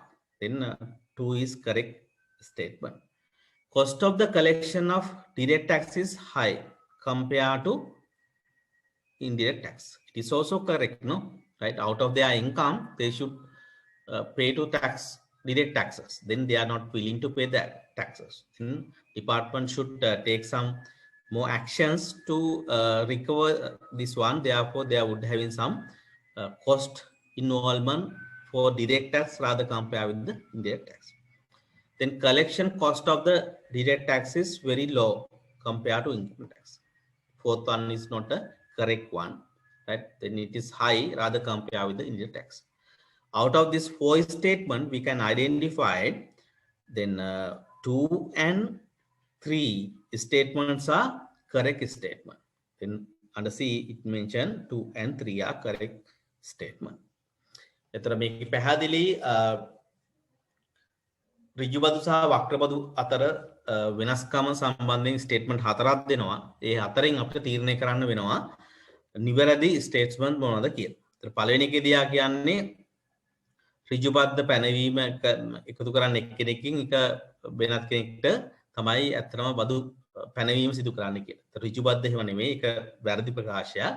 ඔය වක්‍රබද්ධ සම්බන්ධයෙන් දෙවෙනි එකේ කියනවා ඒක නිවැරදි. ඒක එකතු කරන්න එකක් කෙනෙක්ගේ වෙනත් කෙනෙක් තමයි පැනවීම කරන්නේ. එහෙනම් දෙවෙනි ප්‍රකාශය නිවැරදි විදිහට සලකන්න පුළුවන්. තුන්වෙනි ප්‍රකාශය කියන්නේ බදු එකතු කිරීමේ පිරිවැය ඍජු බදු එකතු කිරීමේ පිරිවැය වැඩි වක්‍රබදු එකතු කිරීමේ පිරිවැයට වඩා. ඒකත් නිවැරදිනේ. ඍජු බද්දක් කියන්නේ තමන්ම උපයන ආදායමක තමයි ගෙවීම සිදු කරන්නේ. ඒතර ඒ වගේ වෙලාවදී ආ ගෙවන්න මැලිකමක් දක්වනවා. තමන්ගේ ආදායම කොටසක් තමයි ගෙවන්න වෙන්නේ. ඒතර ඒ වගේ වෙලාවදී ඒ බදු කල්පනාකරණය කරන්න දේශීය දෙපාර්තමේන්තුවට වැඩි කාලයක් සහ පිරිවැයක් දරන්න සිදු වෙනවා. එහෙනම් අපිට ප්‍රධාන වශයෙන් හඳුනා ගන්න පුළුවන් 2 සහ 3 කියන ප්‍රකාශයන් දෙක නිවැරදි ප්‍රකාශයන් විදිහට.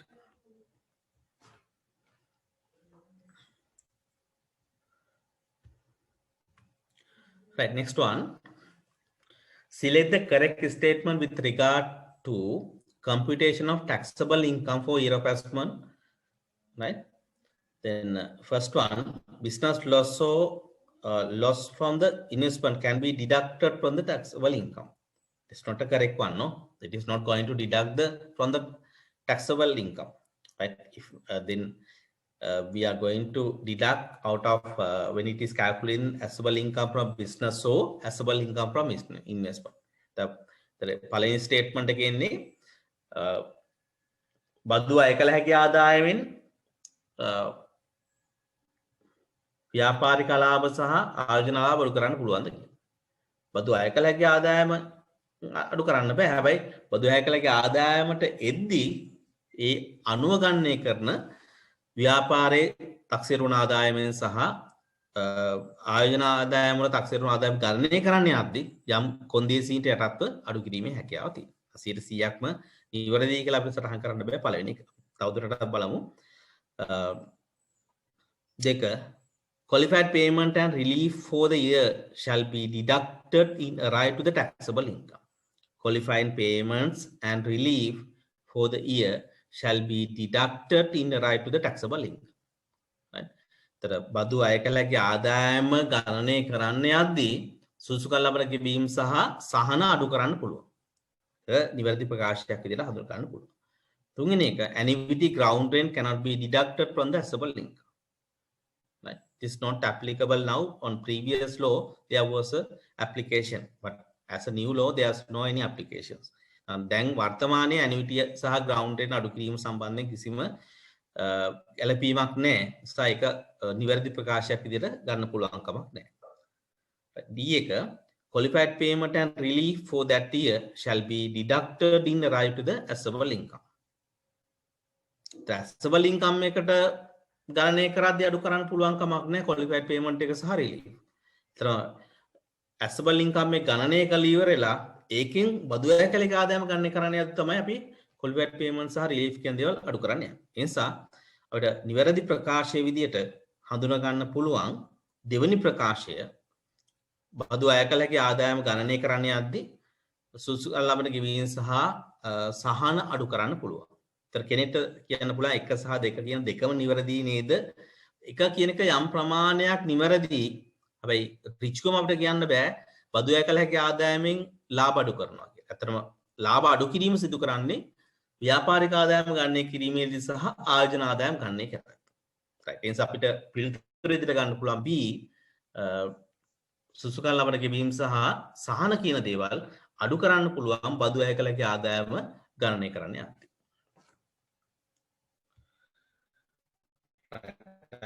බලමු next එක.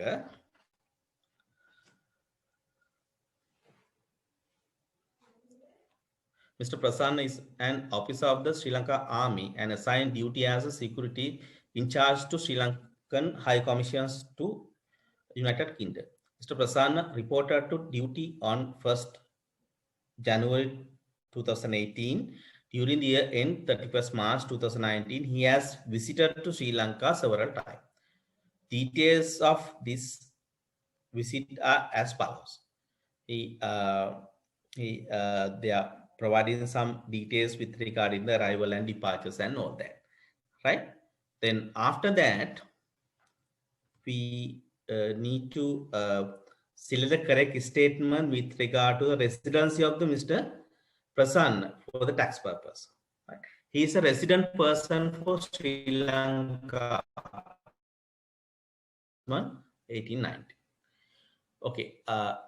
Before we read this statement given, right, better we can just get some idea how we can decide the residency of the individual person. අපිට මූලික වශයෙන් මේ දේ විස්තර අපි කියවන්න ඉස්සෙල්ලා අපි නැවත මතක් කරොත් තනිපුද්ගලයෙක්ගේ වාසික නිර්වාසික භාවය තීරණය කිරීම සම්බන්ධයෙන් ප්‍රධාන වශයෙන් ටෙස්ට් තුනක් අපිට තියෙනවා.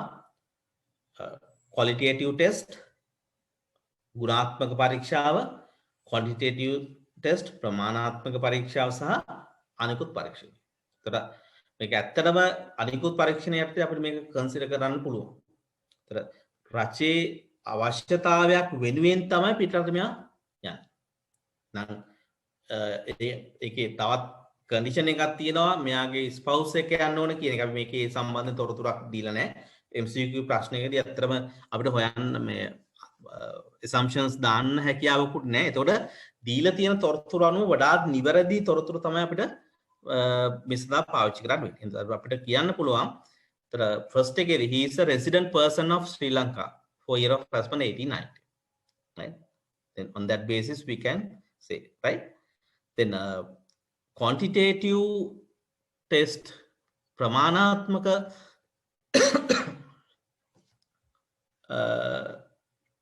පරීක්ෂාව සිදු කරන්නේ අතරම නිර්වාසික බුද්ධෙක් වාර්ෂික බවට පත් කරනවා.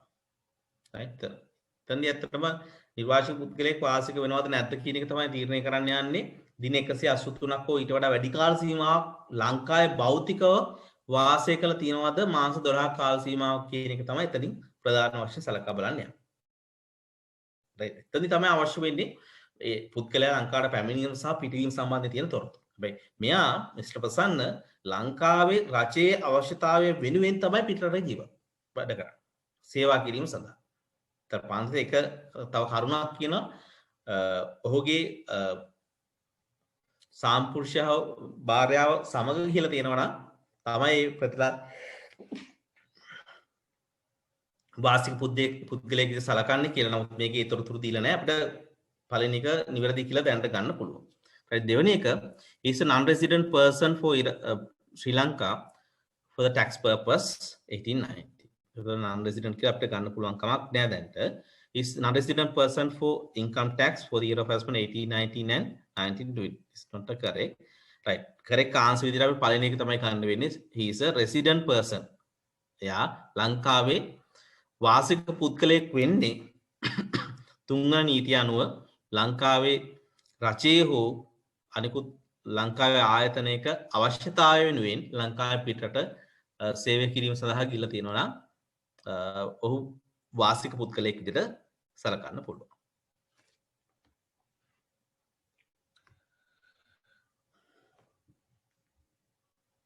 right I බලමු ඊළඟ එක select the correct statement with regard to income tax liability on the employment income.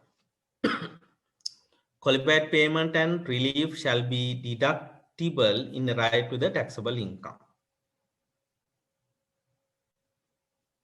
from employment for year of husband. Qualified payment saha relief adu karanne naha. Accessible income එක employment income එක accessible income එක ගන්න කරද්දී ඒක ගන්න කරන්නේ මුළු taxේරුණ ආදායමෙන් බදු අයකලගේ ආදායම ගන්න කරන්නේ නැති. එහෙනම් පළවෙනි statement එක නිවැරදි ප්‍රකාශයක් නෙවෙයි. The second one, reimbursement of the expenses incurred by the individual on behalf of the employer shall be excluded in calculating gain or profit from the employment for the year. If there's any expense incurred which related to the office employer, those should not be taken as a benefit of the employee. It's a correct statement that we can take as a correct statement. right පන්පුද්ගලයේ ආදායපදු ගණනය කරද්දී ආයතනයේ දැන් අදාළ සේවා ස්ථානයේ වියදමක් නම් දරලා තියෙන්නේ සේවා ස්ථානයේ වියදමක් නම් දරලා තියෙන්නේ ඒ වියදම අයින් කරලා තමයි ප්‍රතිලාභය ගන්න කරන්නේ. ඒ වියදමක් දරලා ඒක ආයතන රීම්බර්ස් කරාට ඒක ඒ සේවකයාගේ ප්‍රතිලාභයක් විදිහට සලකන්න පුළුවන් කමක් නැහැ. තුන්වෙනි එක employment income from a company in Sri Lanka received by the non-resident person is not liable for income tax. Tax for the year. Employment income from company in Sri Lanka received by the non-resident person. Actually, it is liable for income tax. Why? It is incurred, derived from the Sri Lanka, right? ලංකාවේ තුලින් ඇතිවෙච්ච ආදායමක් ඒ නිසා යා non-resident කෙනෙක් වුණාට ලංකාවේදී බදු ගෙවන්න ඕනේ. එහෙනම් තුන්වෙනි ස්ටේට්මන්ට් එක නිවැරදි ස්ටේට්මන්ට් එකක් විදිහට ගන්න පුළුවන් කමක් නැහැ. Then fourth one, if received in respect of the employment income shall be excluded from the employment income. Right.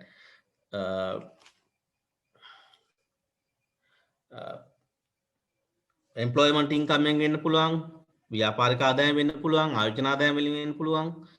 යම් ත්‍යාගයක් ලැබලා තියෙනවා නම් ඒ ත්‍යාගයත් බද්දට යටත් වෙන ප්‍රතිලාභයක් විදිහට සලකන්න ඕන. ඒක බද්දෙන් නිදහස් වෙන බද්දෙන් ඉවත් කරන ප්‍රතිලාභයක් නෙමෙයි.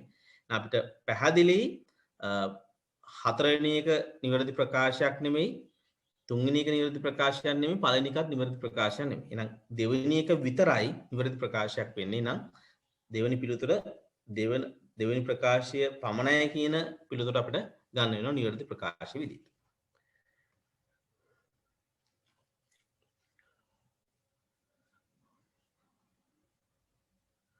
right next question.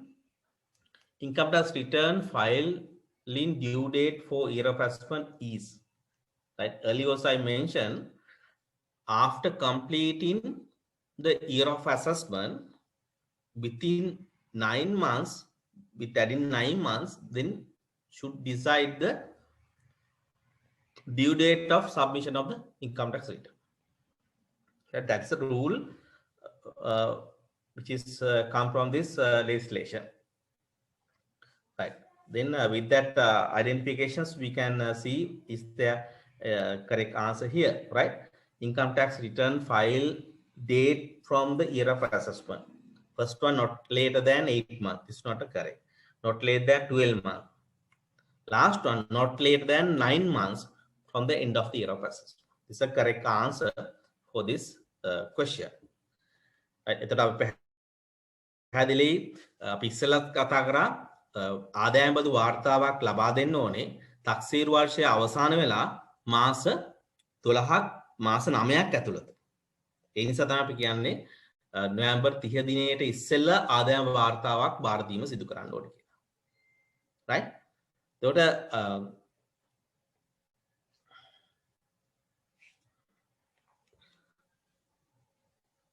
මෙතන පිළිතුර දිහා බලයන් පස්සේ පැහැදිලි හතරි පිළිතුරේ තියෙනවා not later than 9 months from the end of the year of assessment. එහෙනම් හතරවෙනි පිළිතුර අපිට නිවැරදි පිළිතුර විදියට සලකන්න පුළුවන්. right?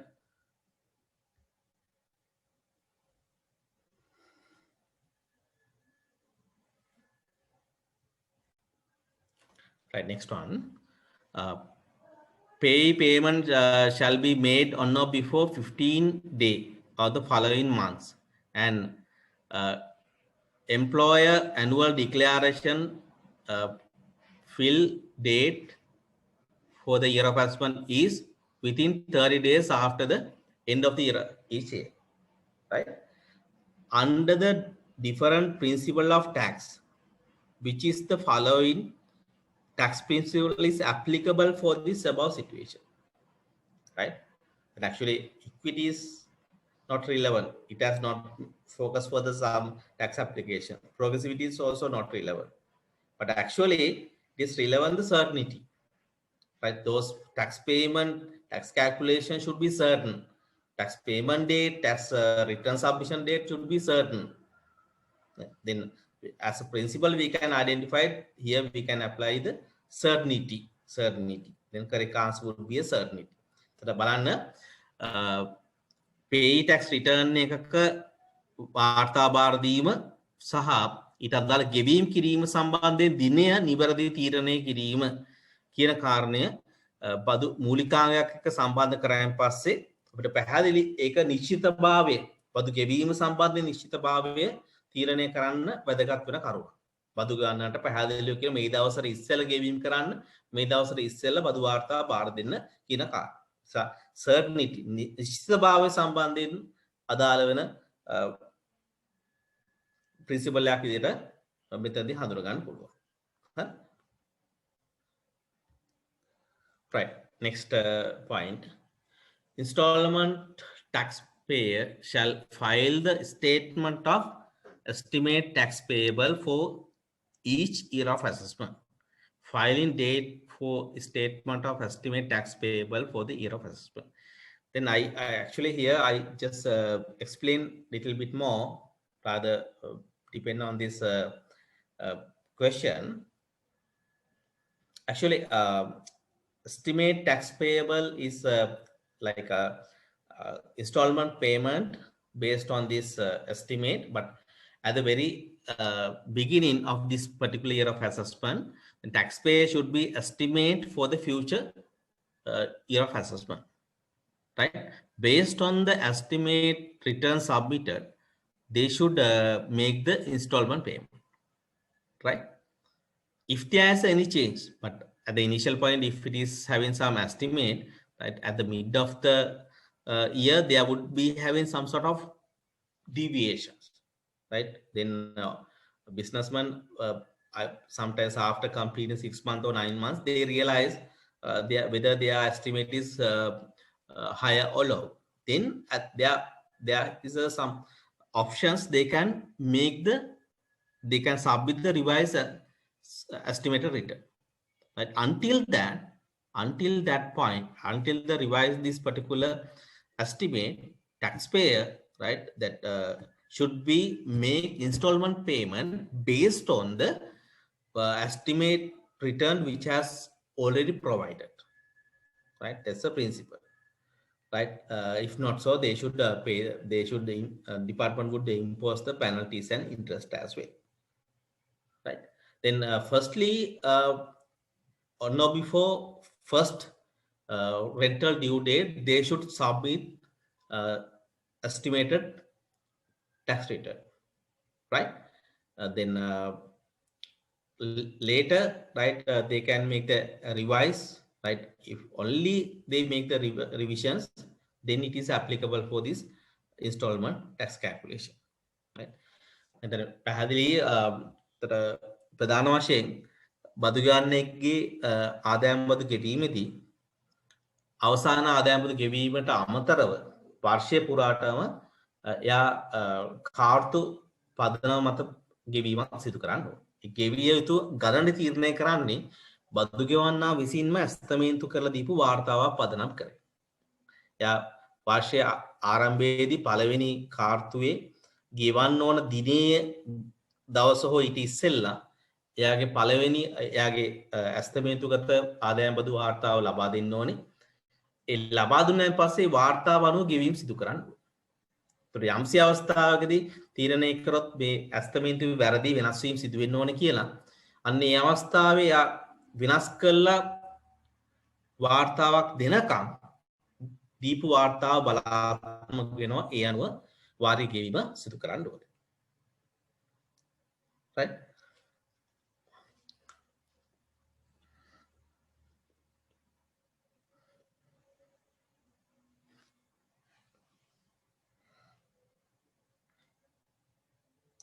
Right.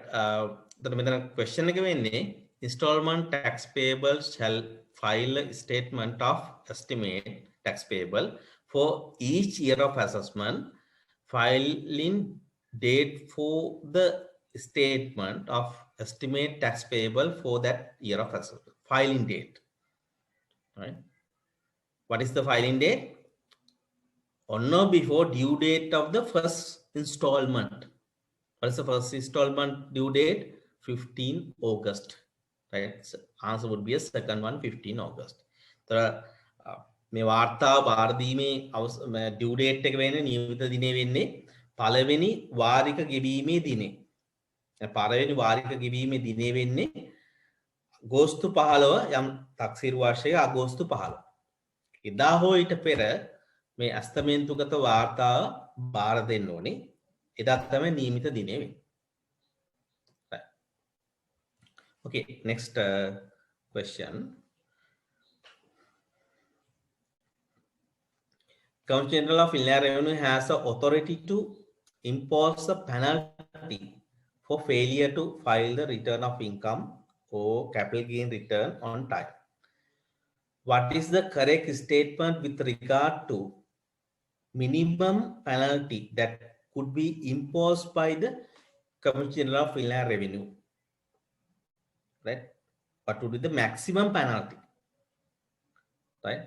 Then if you remember how it has imposed the penalty, firstly it is comparing the two calculation. One is a 5% for the first month, thereafter each month adding the 1%. Second calculation is first instant 50,000, for each month 10,000. By comparing these two, get the higher value as a penalty. But here they would have in some maximum value. Maximum value is 400,000. The වාර්තාව බාර නොදීම සම්බන්ධයෙන් දඩ පනවද්දී දඩේ ගණනය කරන ආකාරය අපි වෙනම අපි මතක් කිරීමක් සිදු කරත් ප්‍රධාන වශයෙන් ගණනය කිරීම දෙකක් සංසන්දනය කළ වැඩියගේ තමයි අදාළ දඩ පැනවීම විදිහට සලකන්නේ. කොහොමද ගණනය කරන්නේ? මුල් අවස්ථාවේ 50,000ක් සහ හැම මාසයක් ප්‍රමාදන හැම මාසයකටම 10000 ගානේ එකතු කිරීමක් වෙනවා. එහෙම නැත්නම් ගෙවන්න ඕන බද්දෙන් 5% පළවෙනි අවස්ථාවේ ඊට පස්සේ හැම මාසයකටම 10% ගානේ ගෙවන්න ඕන ගානේ එකතු කරනවා. ඔය දෙක දෙවිදිහටම ගණනය කිරීම සිදු කරලා මේ දෙකෙන් වඩා වැඩියගේ අදාළ වාර්තා බාර නොදීම සම්බන්ධයෙන් දඩයක් විදියට පැනවීම සිදු කරනවා. එතනදි පානති පැහැදිලිව කියනවා උපරිම දඩය වෙන්න ඕනේ ලක්ෂ 4ක් විතරයි. ඊට වඩා වැඩියෙන් දඩ පනවන්න පුළුවන් කමක් නැහැ. එහෙනම් අපේ පිළිතුර වෙන්නේ තුන්වෙනි එක maximum penalty charges is 400,000.